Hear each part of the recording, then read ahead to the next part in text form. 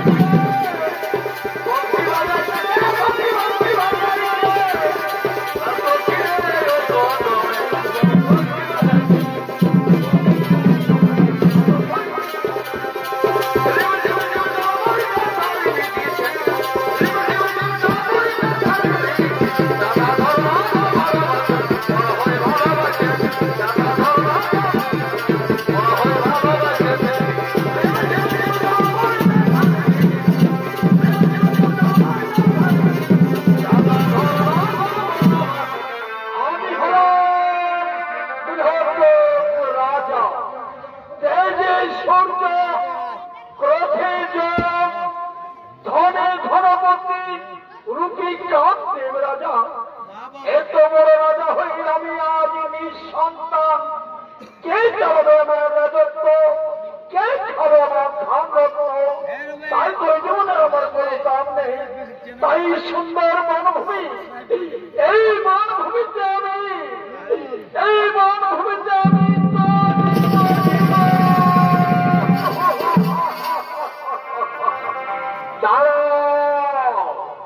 ক্ষান্ত হয়ে রাজন, ওঠো রাজন, তোমার সকল কথা খুলে বলো। আমি তোমার বড় বাছাড়া আমি করবো করো। মনিব, এই ঘরে আমি আমাকে পিতা বলার মতো কেউ নেই। মনিব, এই ঘরে আমি আমাকে পিতা বলার মতো কেউ নেই। শান্ত হও, চিন্তার নাহি করো, আমি তোমার মনোবাসনা করব পূরণ। ওঠো, ওঠো রাজন, ওঠো। এই নাও, এই নাও ইখতিয়ার, এই তোমার রানীকে করবে ভক্ষণ। 10 মাস 10 দিন পরে তোমার ঘরে পুত্র সন্তান জন্ম নেবে। আমি এখন আসি, আমি এখন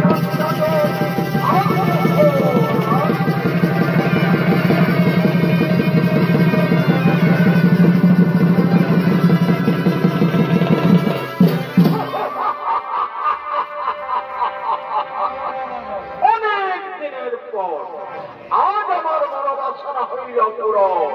কোথায় পথের বর্ণানিগণ তোমরা ছুটে এসো, আমার সম্মুখে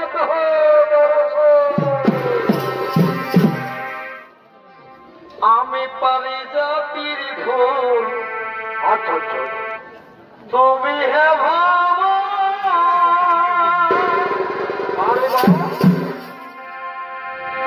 আমি পারি জাতির ফুল, তুমি হে ভাবা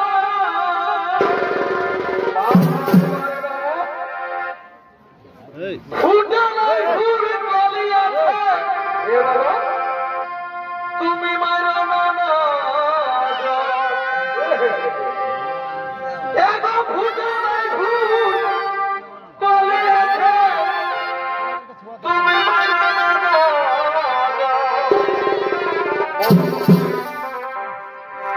আমার কচি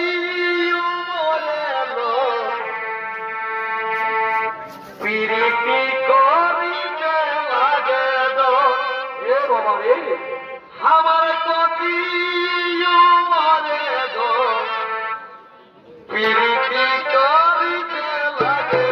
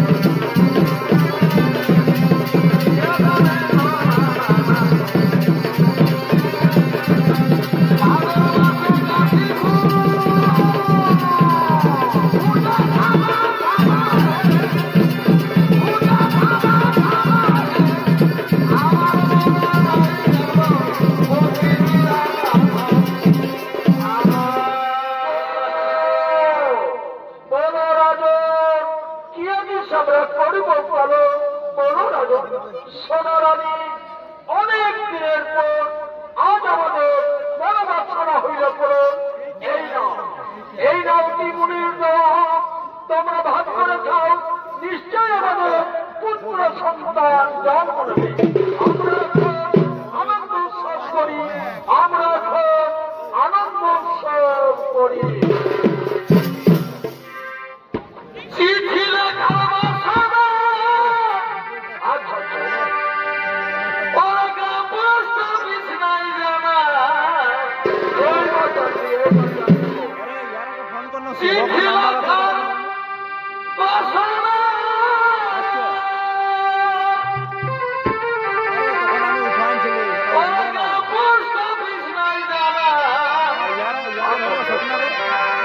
বন্ধু তো পায়না ঠিকানা বন্ধু তো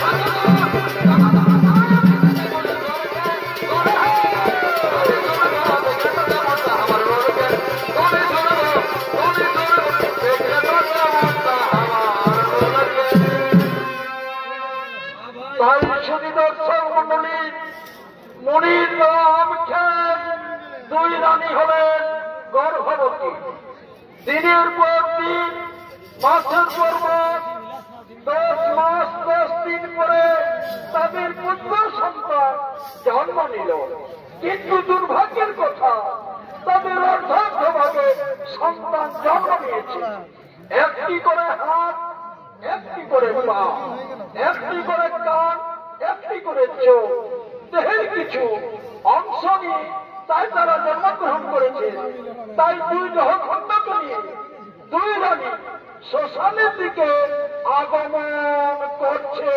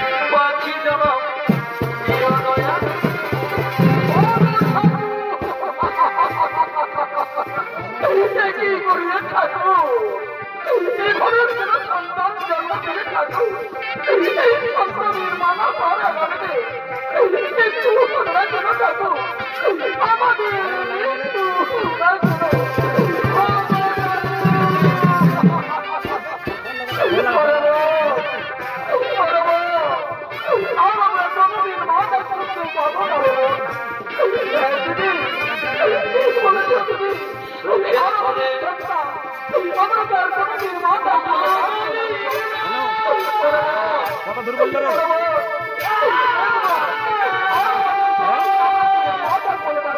কত দূর আলো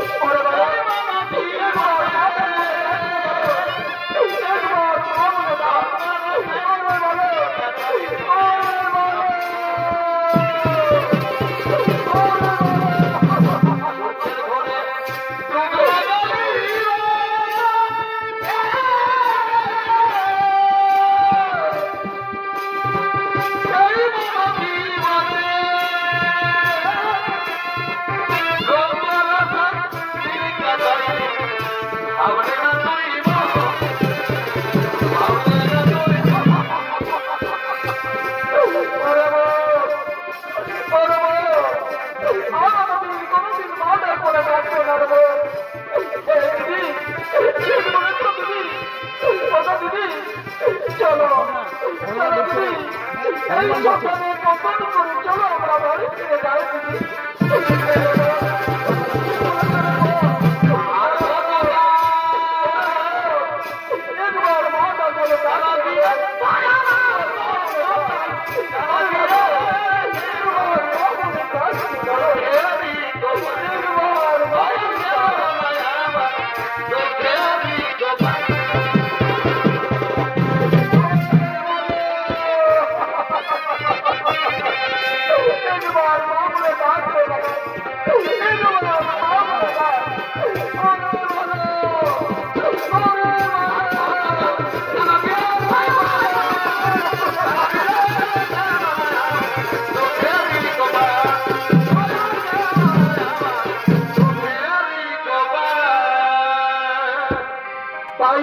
দর্শক মন্ডলী এই মগধ রাজ্যে গিরিবর্জপুরে বাস করতেন জনরাজ্যসী। তিনি জোড়া খেয়ে বেঁচে থাকতেন, তাই জোড়া খাবার জন্য এই শ্মশানের দিকে আগমন করছেন। সঙ্গে আছে শিয়াল, কুকুর, বাঘ।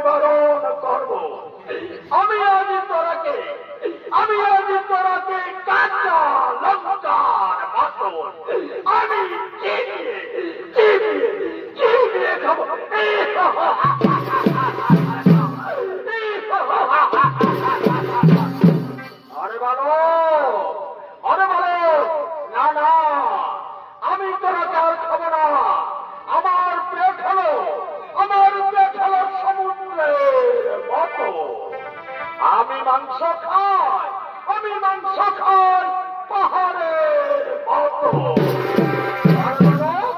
আরে বলো, আজ আমি তোরা দেখি আমার পেটে জ্বালা নিবারণ করবো।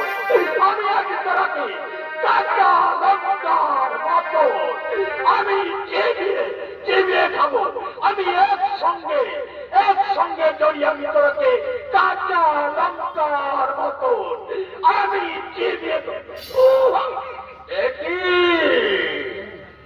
তার সন্তান কে করলে শ্মশানে পতন। আরে বলো, আমি আর তোকে খাবো না। তার সন্তান কে শ্মশানে করলে পতন, আমি ধ্যান করে দেখি কার শিশু তুমি। ও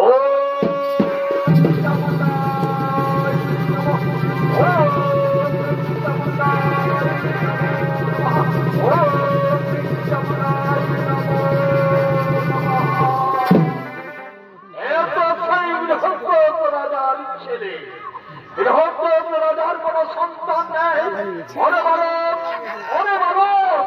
আমি আর তোকে খাবো না। আমি তোকে রাজ দরবারে নিয়ে যাবো। আমি তোকে রাজ দরবারে নিয়ে যাবো। আমি তোকে রাজ দরবারে নিয়ে যাবো।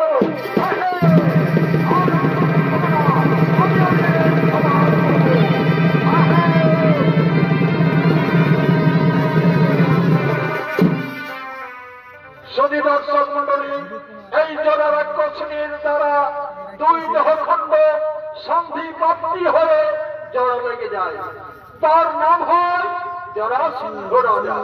তাই জরাসিংহ রাজা অনেক দিনের পর রাজসভা থেকে আগমন করছে।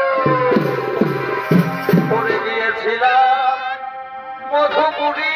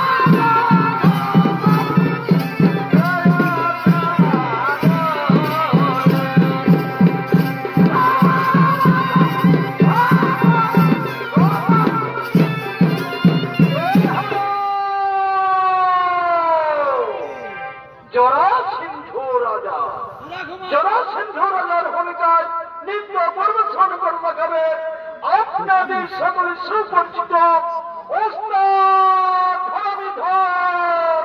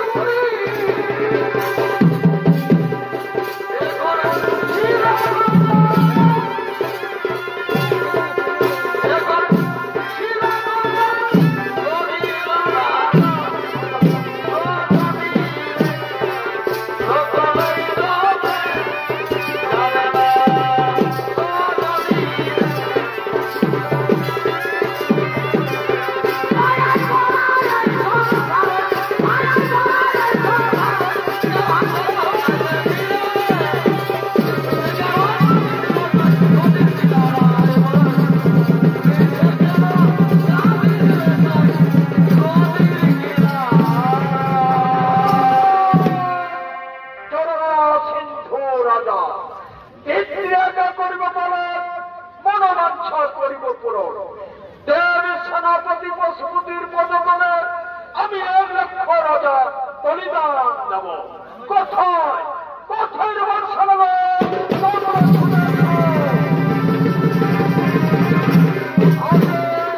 মহারাজ শোনাবো। ইন্দ্রাজা করব বলন, পরমাংসা করব পূরণ। আমি দেব সেনাপতি পশুপতির পদতলে আমি 1 লক্ষ রাজা দেব। তাই যাও, যত আছে পৃথিবীতে রাজা এক এক করে ধরে নিয়েছো আমার কারাগারে ওরা বন্ধ।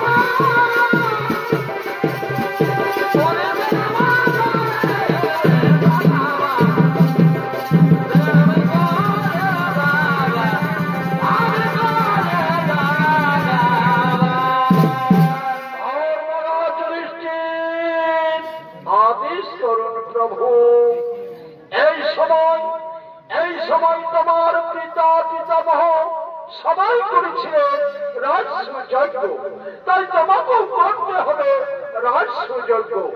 হে প্রভু নারায়ণ, রাজসুযজ্ঞ করতে হলে কিসের প্রয়োজন?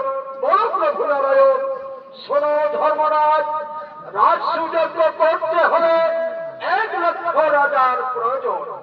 হে প্রভু নারায়ণ, 1 লক্ষ রাজা আমি পাবো কোথায় এখন? শোনো ধর্মরাজ, তোমার চিন্তার নাহি কারণ। গিরিবজ্রপুরে যারা সিন্ধুর কারাগারে 1 লক্ষ রাজা বন্দী আছে, সেই বন্দী রাজাদের মুক্তি করে নিয়ে আসবো তোমার রাজ্যের বাড়ি। আমি শুনেছি প্রভু, গঙ্গা যমুনা সরস্বতী ব্যক্তিত পঞ্চগিরি, শত্রু বিনাশিতে আছে 3 দাঁড়ি, 2 নাগ, 2 ভেরি, 2 গিরি। কেমনই যাইব আমরা গিরিবজ্রপুরী। শোনো ধর্মরাজ, চিন্তার নাহি কারণ। এই মর্জুনে দেহ 2 জন, ওই বন্দী রাজাদের মুক্তি করে নিয়ে আসবো তোমার রাজভবন। আর বিলম্বে নাহি প্রয়োজন, এখনই তোমরা গিরিবজ্রপুরে করা হয়।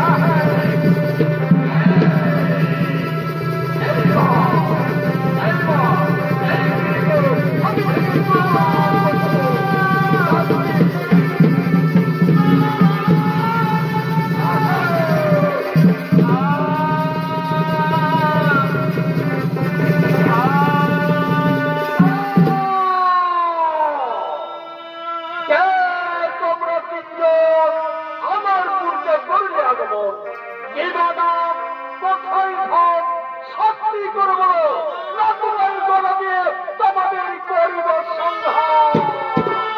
শান্ত হও, শান্ত হও রাজা। আমি হলাম জাদুকুলপতি শ্রীকৃষ্ণ, এরা হল দ্বিতীয় পাণ্ডব ভীম, তৃতীয় পাণ্ডব অর্জুন। বলো বলো শ্রীকৃষ্ণ, এই জন্য আমার রাজপুরীতে আসিয়াছ বলো।